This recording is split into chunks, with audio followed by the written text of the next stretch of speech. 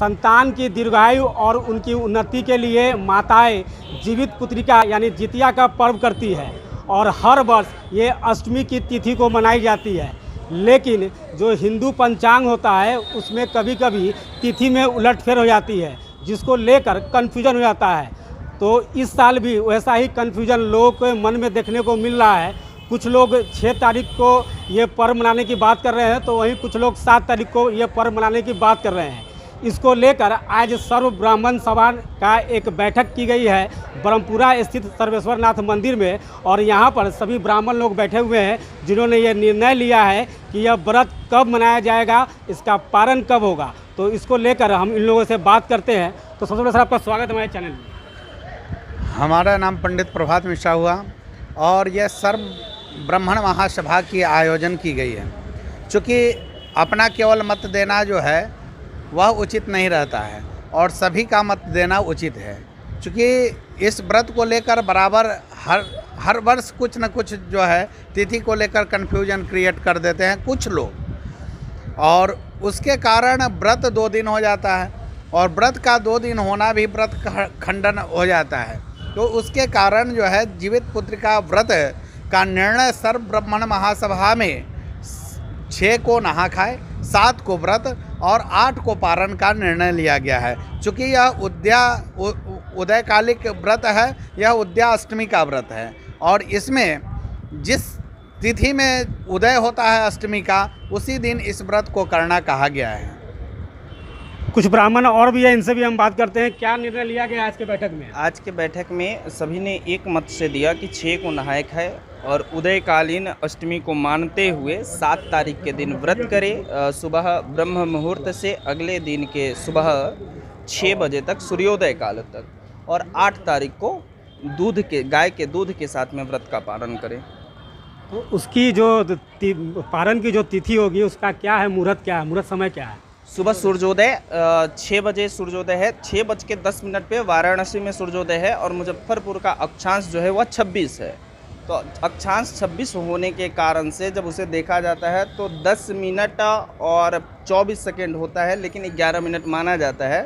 तो 6:10 से वहाँ घटाने पर 5:59 प्राप्त होता है। तो 5:59 के बाद में माताएं पारण करें। कुछ महिलाएं जो इस बार प्रथम बार जितिया का व्रत करेगी, उनके लिए आप क्या बोलना चाहिए, कैसे ये व्रत करना है और क्या विधि है? वो सुबह में एक दिन पूर्व 6 तारीख के दिन नहाए खाए के साथ में इस व्रत को प्रारंभ करें। 8 तारीख के दिन 4 बजे से पूर्व उठगन करें।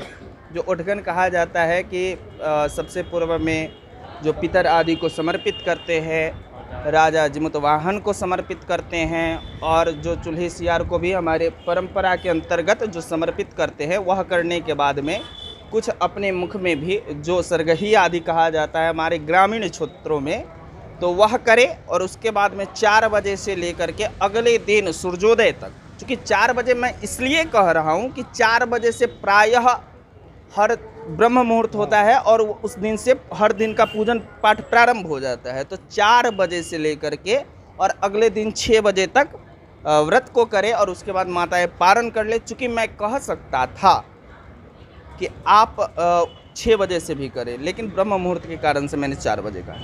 पूजा की विधि क्या होगी, कैसे पूजा करेंगे उसको? पूजन जो करेंगी माताएं वह सायंकाल में राजा जिमुतवाहन का कुश्य बना करके और वहाँ पे पूजन करें और कथा सुने। कुछ ब्राह्मण और भी है, इनसे भी हम बात करते हैं। जो आज की जो बैठक में निर्णय लिया गया है उससे आप लोग सब लोग सहमत हैं? बिल्कुल सहमत हैं। तो पंचांग के भेदों को दूर करते हुए सब पंडित एक मत होकर 7 तारीख को ही व्रत करने का निर्णय लिया गया है। बिल्कुल सब लोग सहमत हैं उनसे। कुछ ब्राह्मण और भी हैं, इनसे भी हम बात करते हैं। क्या निर्णय लिया गया है और कितना सहमत है आप लोग? हाँ, निर्णय लिया गया है 6 तारीख को नहा खा और 7 तारीख को चूँकि उदया तिथि है, और हमारा जो पुस्तक है जीवित पुत्रिका व्रत कथा, जो सभी महिलाएं अपने संतान की दीर्घायु की कामना से किया करती हैं, उसके व्रत कथा में भी लिखा हुआ है कि उदया अष्टमी को ही व्रत करें। सप्तमी लेश मात्र भी व्रत अगर हो तो वो व्रत त्याज्य है, क्योंकि कथा कहता है कि सप्तमी से मिले अष्टमी में अगर व्रत करते हैं तो पुत्र पौत्र का नाश होगा, पशु का नाश होगा। तो ऐसी स्थिति में हम लोग कथा कहने जाते हैं आप ही के यहाँ जाएंगे। जैसा कि मैं पहले भी कहा हूँ, और आज महिलाएं भी पढ़ी लिखी हो गई, और सप्तमी है 6 तारीख को 10 बजे तक लगभग, तो वो ग्राह्य नहीं है। इसलिए 7 तारीख को सूर्योदय कालीन अष्टमी है, और 9 तारीख को सूर्योदय के उपरांत गाय के दूध से पारण करना है। यही उत्तम जीवित पुत्री का व्रत है। आचार्य अभिनय पाठक। यहाँ पर जो भी ब्राह्मण लोग हैं वो लोग सर्वसम्मति से यह निर्णय लिए हैं कि यह व्रत 7 तारीख को ही मनाया जाएगा। लेकिन यहाँ पर भी जो ब्राह्मण के जो गुट है उसमें से 2 फार है। कुछ ब्राह्मण लोग जो है इसको लेकर 6 तारीख को भी बोल रहे हैं, तो उसको लेकर आप क्या बोलेंगे? जो कुछ लोग कह रहे हैं 6 तारीख को ही मनाना है। नहीं, 6 को नहीं है, सभी लोगों ने सहमति। यहाँ पर जो भी ब्राह्मण लोग आपकी सभी लोग निर्णय है। एक भी 6 के नहीं, किसी ने 6 को नहीं कहा है। यहाँ सारे गांव शहर सभी ब्राह्मण लोग, सब गणमान्य लोग थे, सभी ने कहा कि नहीं 7 को व्रत होगा। ऐसा इसलिए है क्योंकि हमारे सनातन धर्म में जितने भी ऋषि मुनि हुए हैं सबों ने अपना अपना व्रत त्यौहार के बारे में कुछ न कुछ मत दिया है। अब हमारे बुद्धि विवेक पर डिपेंड करता है, और जितनी भी कथाएं हैं वो सब पौराणिक हैं। पुराण 18 जो पुराण हैं, महर्षि वेद व्यास जी जो लिखा है, तो पहले तो पुराण की रचना हुई होगी, तब ये कथा पौराणिक हुआ। नहीं, पुराण सबसे ही ना पौराणिक बना होगा। तो पुराण की जब रचना हुई उससे ये कथा किताब निकला। बाद में उस कथा में, किताब में कोई अड़चन न हो, इसके लिए निर्णय सिंधु निकला, धर्म सिंधु निकला, किरसार समुद्र निकला।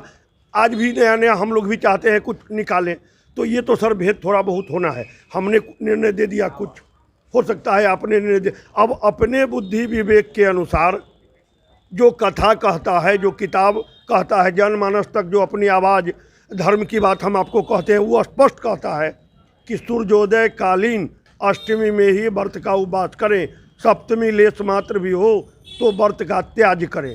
इसलिए हम लोग अष्टमी कर रहे हैं। पंचांग कब कर रहा है कि अष्टमी तिथि कब है?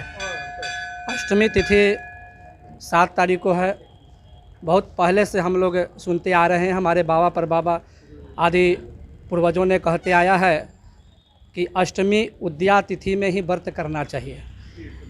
उसके बाद भी पौराणिक हमारे कथाओं में भी लिखा गया है, धर्म सिंधु, निर्णय सिंधु इत्यादि अनेक ग्रंथों में यह वर्णन है कि क्षण मात्र भी उद्या तिथि हो तो उसी में यह जीव पुत्रिका व्रत को करना चाहिए।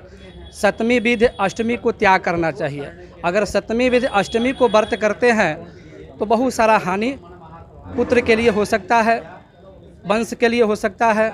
इसलिए हम लोगों का बैठक हुआ, सारे विद्वतगण एक हुए बाबा सर्वेश्वर नाथ में, और हम लोगों का निर्णय में यही निकला कि 7 तारीख को ही यह व्रत को करना है, 6 तारीख को नहा खा है, और 7 को व्रत रखेंगे, और 8 को सूर्योदय के बाद यह पारण किया जाएगा। धन्यवाद। तो आप सुन रहे थे सभी ब्राह्मण लोगों को जिन्होंने सर्वसम्मति से यह निर्णय लिया है कि जीवित पुत्रिका यानी जितिया का जो पर्व होगा वो 6 तारीख को नहाए खाए होगा, 7 तारीख को पूजा होगा, और 8 को पारण के साथ इस पर्व की समाप्ति होगी। तो ऐसे ही ताज़ा अपडेट के लिए जुड़े रहिए तिरुत नाव के साथ। और अभी तक आपने इस चैनल को लाइक और सब्सक्राइब नहीं किया है तो फौरन इस चैनल को लाइक और सब्सक्राइब कर ले, और वीडियो अच्छा लगे तो वीडियो को जरूर शेयर करें।